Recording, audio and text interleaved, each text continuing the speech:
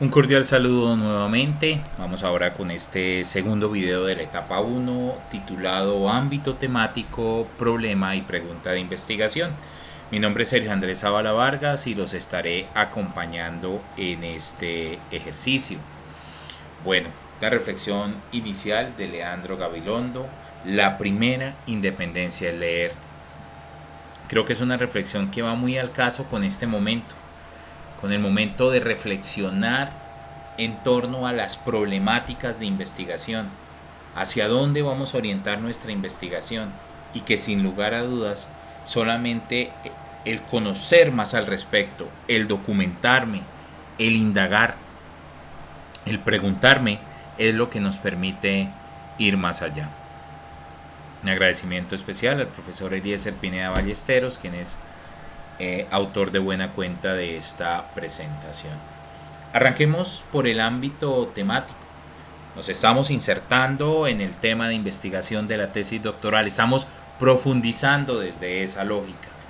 Y el ámbito temático es un análisis, finalmente, que nos permite fundamentar, que nos permite argumentar, que nos permite darle esa relevancia, ese diferencial a nuestra investigación. Para nosotros es clave conectar las líneas de investigación de la universidad con un ámbito temático. Y cuando hablo de las líneas de investigación de la universidad, quiero ser más concreto, del doctorado. Y ahí encontrar cuáles son esas áreas de conocimiento que vamos a explorar, esas áreas de conocimiento que vamos a desarrollar y que van a delimitar nuestra investigación. Es así que el ámbito temático debe tener ciertas características, ser delimitado. Es decir, el área que estamos trabajando, que nos interesa, nuestra tesis debe tener un alcance específico en esa área. Y de esa manera ganaremos precisión, ganaremos nivel de detalle de nuestra investigación. Nuestro ámbito temático también debe ser coherente con lo que está sucediendo en el contexto y que haya una articulación entre esa realidad de contexto y nuestra propuesta de tesis doctoral. Debe ser también organizado, debo ser capaz de que el ámbito temático me permita tener una estructura completa, con subniveles, con categorías para facilitar la comprensión. Si yo hablo de un tema específico, pues ¿cómo puedo subdividir ese tema específico para armar un discurso más claro y poder encontrar la forma de medir, cuantificar y cualificar esas variables cuando corresponde? Y debe ser sin lugar a dudas aplicable en los diferentes contextos y que ese efecto novedad, o más bien ese efecto no, esa característica novedad esté siempre inherente a este ámbito temático. Cuando hablamos del ámbito temático y esos temas relacionados, pues yo debo ser capaz de ir al documento de referencia de mi doctorado y encontrar esa relación, línea de investigación, ámbito temático, y elegir no por descarte, sino por una articulación clara con el mismo, que pueda decir, oye, esta línea, este ámbito temático, están plenamente articulados con la tesis doctoral. No es tratar de forzar el ejercicio, porque entonces puedes estar mirando un tema que no cabe en este doctorado, sino que pueda existir esa conexión. Generar un escenario de coherencia académica, es decir, que esa tesis doctoral en el marco de una línea, en el marco de un ámbito temático, pues tenga unos objetivos que estén muy articulados con ese tema. Y por supuesto que sean tendencia. No puedo estar hablando de temas de hace 10, de hace 15 años, ni siquiera de hace 5 años. Debo estar hablando en temas de actualidad, que permita mostrar la relevancia del tema de investigación y con eso la viabilidad de ese proyecto, de este proyecto en nuestro contexto doctoral y su pertinencia científica. Esos son algunos elementos adicionales que podemos agregar al ámbito temático. Recuerden que nosotros finalmente estamos proponiendo proyectos. Y en ese texto de Sergio Martin nos muestra cómo partimos de una situación problemática? ¿Cómo partimos de una situación seguramente negativa, seguramente que si no recibe ninguna intervención permanecerá siendo negativa, y que es a través de un proyecto de investigación, en este caso, el que podemos orientar, caminar hacia la situación deseada, es decir, como lo indica el autor, la situación final después de la intervención? Esta diferencia que hay entre lo actual y lo deseado termina convirtiéndose en el pilar fundamental al preparar el problema de investigación. Nosotros vamos a tener tiempo suficiente de desarrollar todo este proceso, de poder examinar durante todo el acompañamiento estos 8 pasos que Spradley sintetiza como el proceso de investigación. Lo único que en este momento quisiera formular o proponer es revisar que el primer paso que Spradley en su modelo o en su proceso de investigación nos destaca es la importancia de definir de manera adecuada el problema. Porque es que es a partir de eso que voy a armar el discurso, que voy a proponer mis objetivos, que voy a tener mi hipótesis, entre otros. Entonces ya miraremos todo ese proceso. Ustedes pueden ver un camino que llega hasta la presentación de resultados, pero hoy nos compete centrarnos o enfocarnos en el primer paso.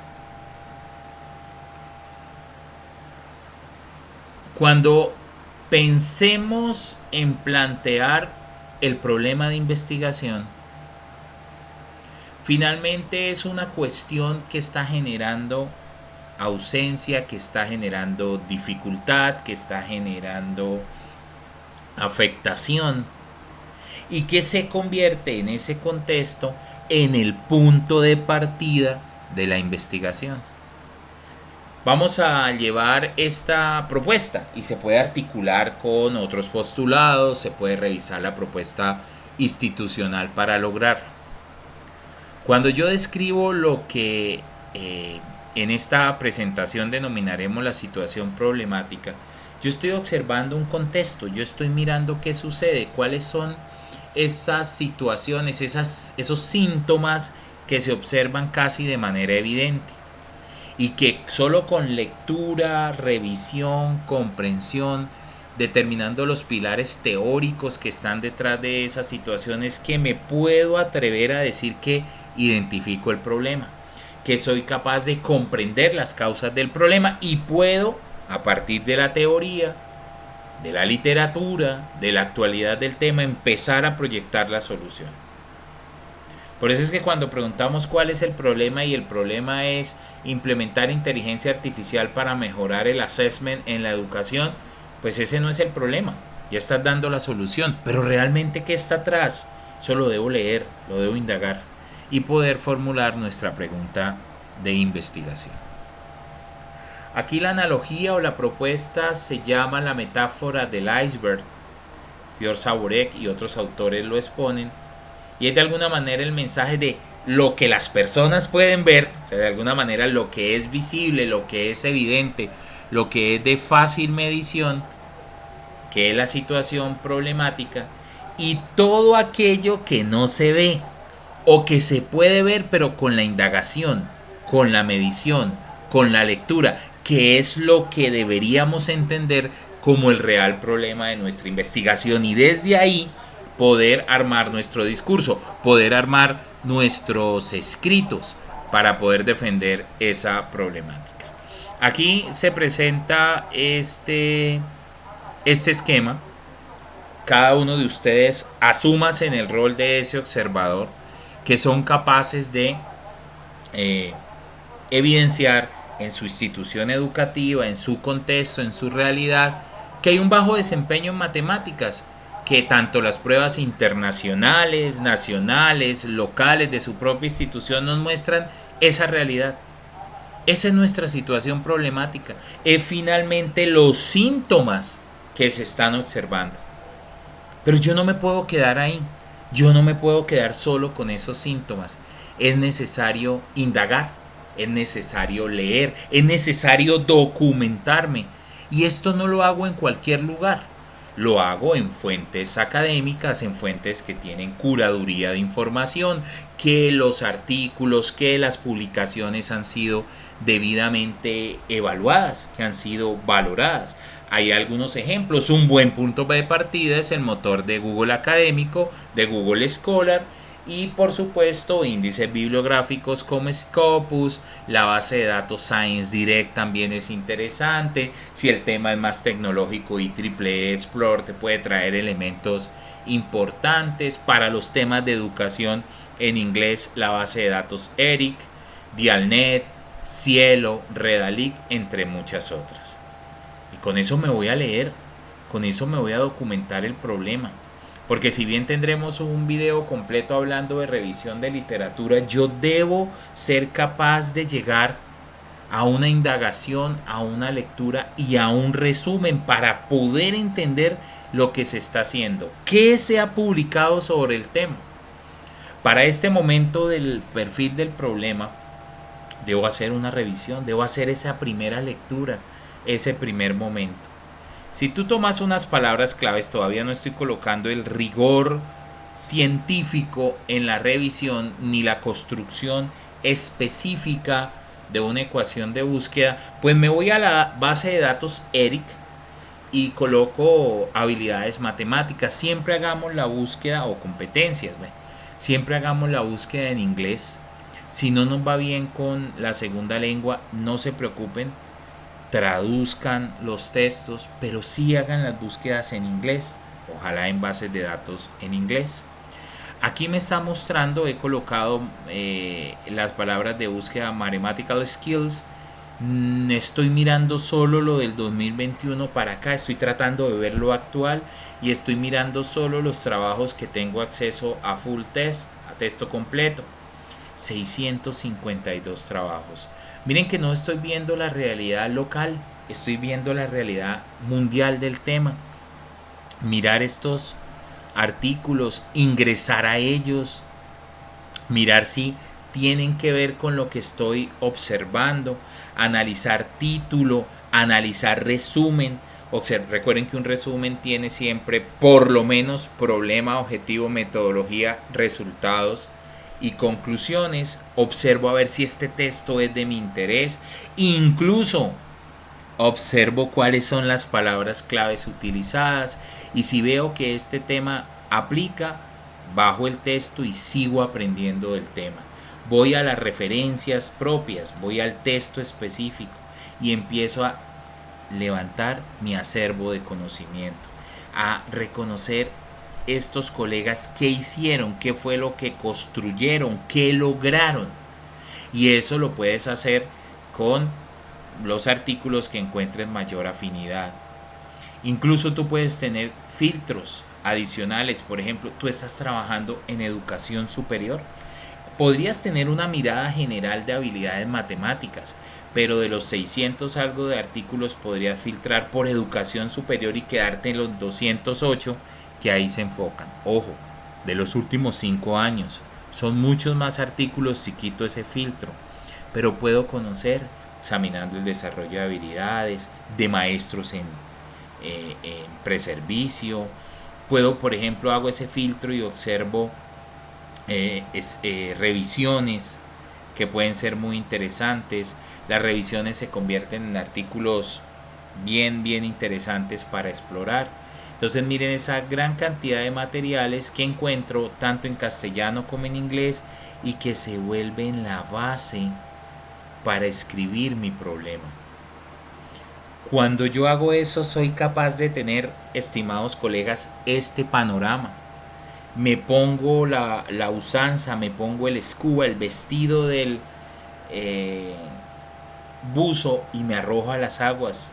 Soy capaz ya no solo de observar consecuencias como el aumento de la deserción, como el desempleo, entre otros, no solo evidenciar los síntomas, resultados deficientes o bajos en diferentes pruebas, sino soy capaz de encontrar en la literatura qué puede estar causando este tema. No saber leer, problemas de nutrición, problemas de metodologías de enseñanza, causas ambientales, entre muchos otros. Solo cuando tengo un panorama así, me atrevo a decir, oye, tengo el problema perfilado, puedo llegar a escribir mi propuesta.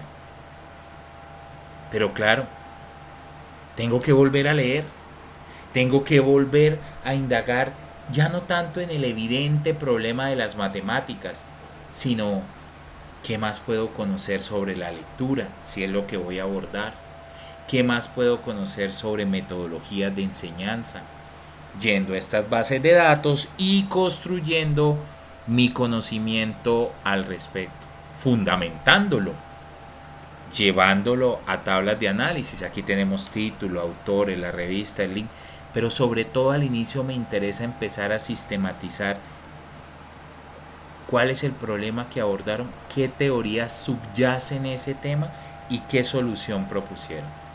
Con eso me atrevo a definir una pregunta de investigación y empiezo a, ok, ¿cuáles son esas causas que finalmente voy a abordar? Porque no podré como investigador abordarlas todas. Entonces empiezo a refinar.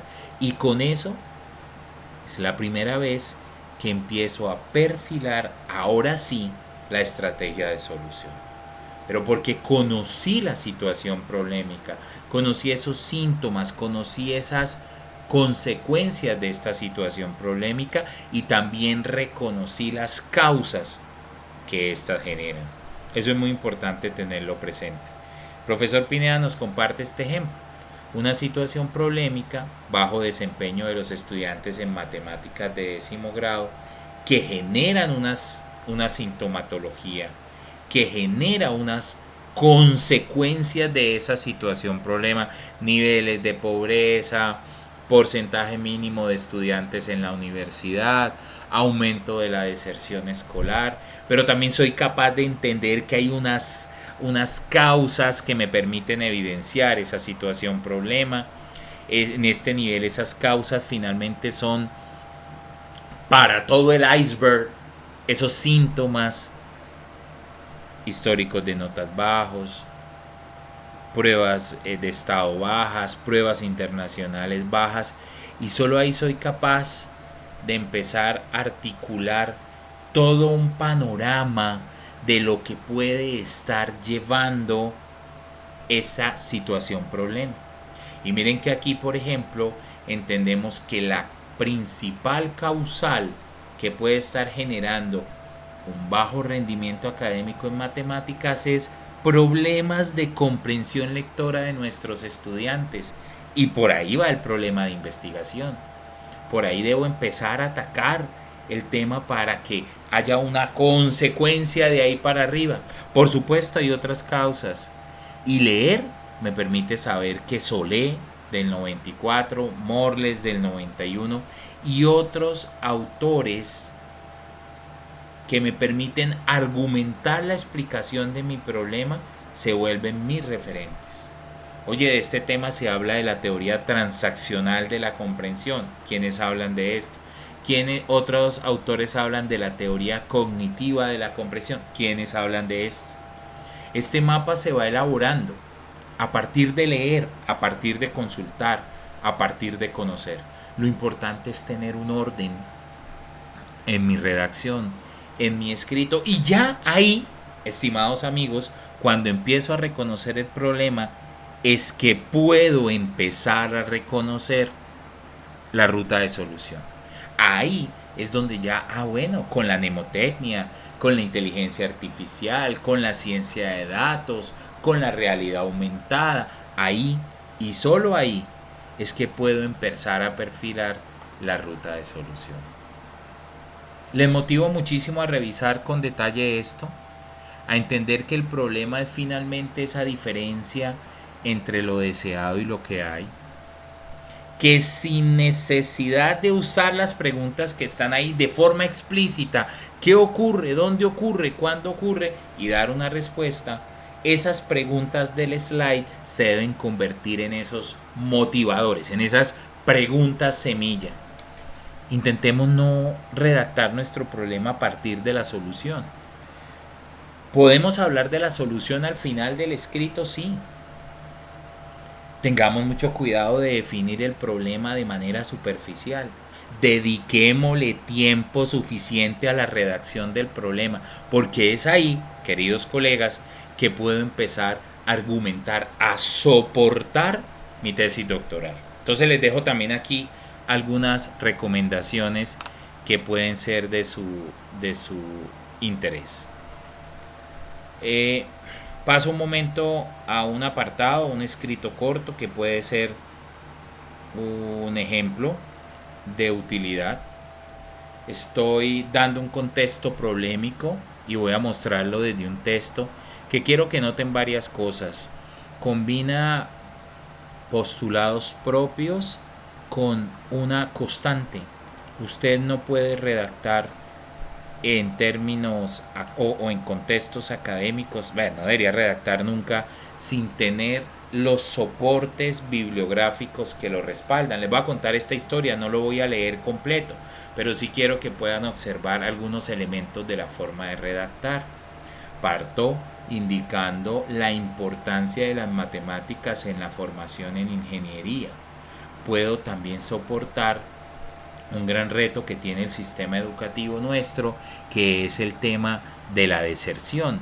Y la deserción como un problema multicausal, no lo digo yo, lo dice Castaño, otros autores, el Ministerio de Educación, Tinto y otros autores. Hablo de la deserción, muestro cuáles son las perspectivas de la deserción, los problemas que están asociados a la deserción desde lo individual, lo familiar, lo general, y empiezo a perfilar lo que se está observando en diferentes contextos, partiendo de lo general y luego llegando a lo particular. Aquí sí ya empiezo a presentar data, a decir, oye, mira, esta es la tendencia de deserción en programas propios de ingeniería, el proyecto habla de ingeniería. Cuando empiezo a entender ese fenómeno de la deserción, prácticamente uno de cada dos estudiantes no finaliza su proceso formativo y empieza uno a agregarle sustancia, agregarle cifras al proceso. Empieza usted a notar que además de un 40% de deserción, solo en el primer año se da el 22% de ese 40%, o sea, más de la mitad desertan en el primer año. ¿Qué podrá causar eso? Miramos múltiples razones y encontramos que hay una relación con que en 75 espacios académicos de la ingeniería, los que más se reprueban, miren dónde están, primer año, bueno, el segundo año, los dos últimos, con unos altos porcentajes de deserción, de reprobación relacionado con la deserción. Esto lo sacamos desde la fundamentación teórica, esa relación. Y ahí es que también, usando un recurso cualitativo, una entrevista con estudiantes, notamos que ellos resaltaban parte de lo que en el esquema del iceberg se vuelve esas causas: problemas en los métodos de enseñanza, baja motivación en las clases, un alto nivel de abstracción. Miren que hasta ahora solo he puesto retos, dificultades, necesidades, elementos debidamente citados que hablan de lo abstracto de las matemáticas, de la pérdida de significado, de la pérdida de relevancia, ¿sí? Eso es muy importante poderlo mostrar así.